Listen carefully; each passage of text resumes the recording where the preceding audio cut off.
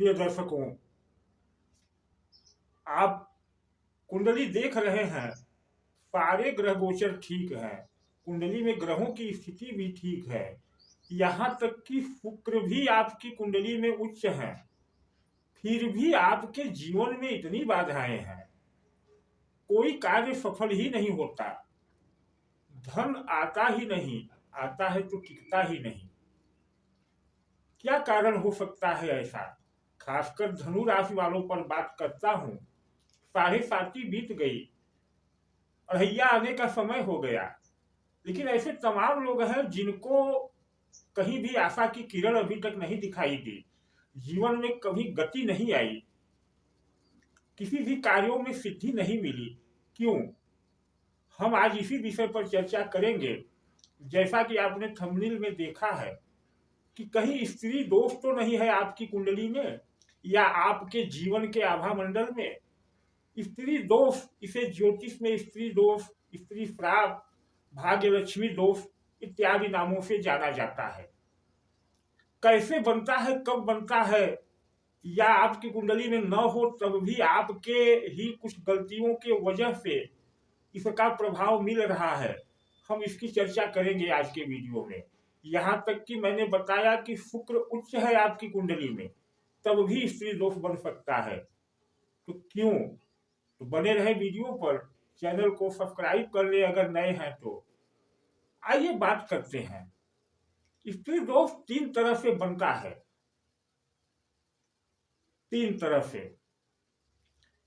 प्रथम है जो आपकी कुंडली में दिखता है या आपके पूर्व जन्म के किसी कार्य के वजह से हो सकता है, और 2 प्रकार ऐसे हैं जो आपके इस वर्तमान जीवन में की हुई गलतियों से बन सकते हैं। तो कौन से वह दोष हैं, वह गलतियां हैं जो वर्तमान जीवन में आप करते हैं और स्त्री दोष यानी शुक्र पीड़ित होने लगता है, शुक्र उच्च होते हुए भी। तो पहला तो यह है कि अगर आपने किसी स्त्री जाति को, किसी कन्या को धोखा दिया है, चाहे प्रेम में चाहे किसी भी वजह से धोखा दिया है, उसका शोषण किया है, तो आने वाले कुछ समय में आपको स्त्री दोष या स्त्री श्राप का प्रभाव मिलेगा और आपके जीवन की सभी आर्थिक गतिविधियां रुकने लगेंगी, धन आगमन में निरंतरता खत्म होने लगेगी, ब्रेक बाधा लगने लगेगी। पहला कारण तो यह है कि अगर आपने स्त्री का शोषण किया। दूसरा, अपनी ही पत्नी है, आप प्रताड़ित करते हैं या प्रताड़ित नहीं भी करते तो ध्यान से सुन ले, पत्नी के समक्ष अपनी ससुराल यानी उसके मायके वालों की निंदा करते हैं, उनको गाली देते हैं, जो कि अक्सर हमारे समाज में एक चलन चल गया है, तो भी शुक्र पीड़ित होगा और तब राहु भी पीड़ित होने लगेगा और आपके जीवन की गतिविधियां रुकने लगेंगी, क्योंकि उससे आपकी स्त्री अपमानित होगी और उसके अंदर से एक जो है दूषित एनर्जी निकलेगी। यह तो 2 कारण हो गए। तीसरा कारण है कि आपके जीवन में ही गलतियां यह भी हो सकती है कि कभी कभी आप किसी भी वजह से किसी अपनी ही स्त्री या किसी स्त्री के कामातुर क्षणों में वह आपसे संतुष्टि चाहती है और आप संतुष्टि नहीं कर पाते हैं, तो भी शुक्र पीड़ित होगा, स्त्री दोष लगेगा। आप बाहर में संबंध रखते हैं, अपने घर में अपनी पत्नी स्त्री से प्रेम नहीं करते, तो भी शुक्र दोष लगेगा यानी स्त्री दोष लगेगा। यह तो कुछ कारण हो गए जो हम इस जीवन में गलतियां करके स्त्री दोष को उत्पन्न कर लेते हैं अपने जीवन में। अब हम बात करते हैं जन्म कुंडली में अगर स्त्री दोष है तो कैसे है। तो देखिए, शुक्र आप किसी राशि के हो, किसी लग्न के हो, शुक्र अगर बुध या केतु के नक्षत्र में होगा तो यह स्त्री दोष है। अब बुध के नक्षत्र आप देखें स्क्रीन पर सामने, तो बुध के नक्षत्र हैं अश्लेषा, ज्येष्ठा और रेवती। अश्लेषा नक्षत्र कर्क राशि में आता है, अंतिम चरण में आता है। ज्येष्ठा वृश्चिक राशि में अंतिम में आता है और रेवती मीन राशि के अंतिम में आता है। अब समझने की बात है कि मीन राशि में शुक्र उच्च भी होता है। तो आप तो यह देख रहे हैं कि शुक्र उच्च है मीन राशि में, लेकिन अगर ज्येष्ठा नक्षत्र में बैठ गया है तो उच्च का स्त्री दोष बन रहा है। केतु के नक्षत्र अश्विनी, मघा, मूल। अश्विनी नक्षत्र मेष राशि में आता है। यहां अगर अश्विनी में शुक्र है तो स्त्री दोष, स्त्री श्राप, भाग्य लक्ष्मी दोष है। अगर मघा में आता है जो सिंह राशि के प्रथम चरण में है तो भी स्त्री दोष है। मूल नक्षत्र जो धनु राशि में आता है पहला चरण, वहां शुक्र है मूल नक्षत्र में, तो स्त्री दोष है। अब दूसरी बात हम करते हैं कि यह तो क्या पुरुष की कुंडली में होगा तभी समस्याएं देगा? जी नहीं। अगर स्त्री के कुंडली में भी यह तरह की ग्रह स्थितियां हैं, शुक्र की यह स्थिति है, शुक्र बुध और केतु के नक्षत्र में बैठा है, तो स्त्री दोष बनेगा। आप कह सकते हैं कि स्त्री की कुंडली में स्त्री दोष, यह क्या बात है? बात है मित्रों, बड़ी बात है।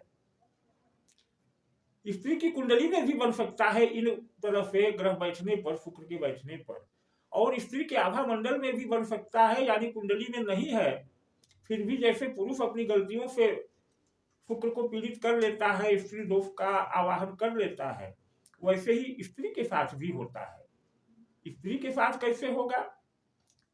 स्त्रियां किसी दूसरी स्त्री को प्रताड़ित कर दे किसी भी तरह से, जैसे उनके घर में सेंध लगा दे, उनके जीवन में ऐसी परिस्थितियां उत्पन्न कर दे कि पीड़ा हो जाए, तो स्त्री दोष बन जाएगा आभा मंडल में। यही कार्य अगर पूर्व जन्म में किसी स्त्री ने की है और इस जन्म में भी वह स्त्री के रूप में आई है, तो उसकी कुंडली में भी स्त्री दोष शुक्र के रूप में दिखेगा, यानी शुक्र केतु और बुध के नक्षत्र में बैठ जाएंगे। तो यह तो बात हो गई शुक्र दोष की।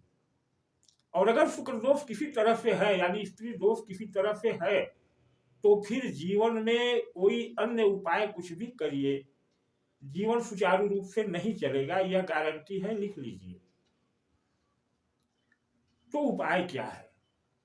मैं पिछले कई वीडियो से केवल इसीलिए बता रहा हूं चर्चा शुक्र यंत्र की या सैया यंत्र की, क्योंकि इस भौतिक जीवन में शुक्र ही सब कुछ है। शुक्र नहीं तो आगे कुछ है ही नहीं। तो वही उपाय है कि शुक्र यंत्र यानी सैया यंत्र का इस्तेमाल करें और अपने जीवन में शुक्र किसी भी तरह से पीड़ित हो रहा हो, चाहे आप द्वारा, आपकी पत्नी द्वारा या आपकी कुंडलियों में, उससे अपने जीवन की रक्षा करें। शुक्र नहीं तो जीवन नहीं, यह मान ले। यह तो बात हो गई सैया यंत्र, जिसका उदाहरण मैं पिछले भी दे चुका हूं। यह आप देखें, एक तरफ आपकी कुंडली होगी जिस तरह से आपके ग्रह बैठे होंगे, दूसरी तरफ शुक्र का यंत्र होगा और शुक्र की एक विशेष 3 दिवसीय पूजा होती है जिससे शुक्र दोष शांत हो जाता है और यह यंत्र आपकी सैया पर विराजमान होगा, जिस पर आप प्रतिदिन रात्रि में 2-4 घंटे सोते ही हैं। और जब सोते हैं तो आपकी एनर्जी शून्य होती है, उस समय यह शुक्र की एनर्जी आपको मिलती है। बात करते हैं कि अगर स्त्री की कुंडली में शुक्र पीड़ित हो गया है तो उसके लिए भी कुछ विशेष बातें हैं, यानी कहीं न कहीं से शुक्र की दूसरी ऊर्जा, क्योंकि शुक्र तभी पीड़ित होगा जब आप किसी स्त्री को पीड़ित किए होंगे, जाने अनजाने। वह स्त्री भी कर सकता है, पुरुष भी कर सकता है।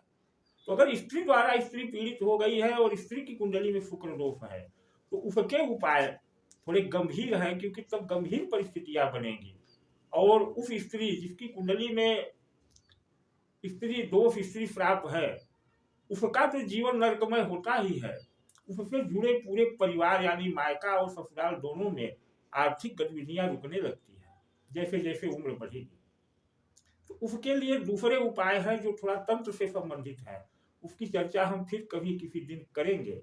लेकिन यहाँ आपको बता दें कि आप एक बार अपनी कुंडली स्वयं देख लें, दूसरों से दिखवा लें, कहीं स्त्री दोष तो नहीं पीड़ित कर रहा है, या आपको ऐसे परिणाम मिल रहे हैं कि आपके जीवन में सब कुछ करने के बाद आर्थिक गतिविधियां जो है नहीं चल रही हैं, नहीं उनमें तेजी आ रही है, तो यह मान ले कि आपके जीवन में कुंडली में हो न हो आपके आभा मंडल में स्त्री दोष लग चुका है और यह उपाय करें। यह उपाय बहुत साधारण है, छोटा सा व्यय है, मात्र 2651 रुपए। क्योंकि इसमें क्या होगा कि आपकी कुंडली के निगेटिव तत्वों को, अभी तो कुंभ चल रहा है, कुंभ में अन्य समयों में किसी गंगा जी में, किसी जल स्रोत में प्रवाहित कर दिया जाता है और तब नए कुंडली के साथ नया यंत्र दिया जाता है। तो 2651 रुपए का मात्र खर्च है। अगर इतना आप अपने लिए नहीं कर सकते तो आपको अपने आप से, अपनी कुंडली से, अपने भाग्य से कोई शिकायत भी नहीं होनी चाहिए। अब यह यंत्र प्राप्त कैसे करें? तो आप हमारे दिए गए इस व्हाट्सएप नंबर पर संपर्क कर सकते हैं। मैं पिछले 2-3 वीडियो में बता चुका हूँ। आप यह भी मान सकते हैं कि मैं अपना प्रचार कर रहा हूँ यंत्र बेचने के लिए, जो मान ले। मेरा उद्देश्य है कि किसी पीड़ित के जीवन में आशा की किरण जग जाए। बाकी मेरे ऊपर जो इल्जाम देना हो दे ले, कोई दिक्कत नहीं है। हाँ, कोई कार्य होगा, कोई सामग्री होगी तो खर्च थोड़ा सा आएगा। तो इस दिए गए व्हाट्सएप नंबर पर आप अपना नाम, पता, जन्म तिथि, जन्म का समय, जन्म स्थान लिख करके भेजें। यही नंबर गूगल पे, फोन पे नंबर है, इस पर शुल्क भेजें। आपको निर्धारित समयों में यंत्र तैयार करके भेज दिया जाएगा। यह निर्धारित समय 3 से 8 दिन होता है तैयार करने में। फोन न करें, पुनः निवेदन है, डायरेक्ट फोन न करें, बहुत परेशानी होती है। आपके फोन किसी भी समय आ जाते हैं। आप व्हाट्सएप पर मैसेज करके समय ले लें, हम बात करेंगे। आज का वीडियो यहीं तक। समझता हूं कि वीडियो ज्ञानवर्धक होगा। धन्यवाद।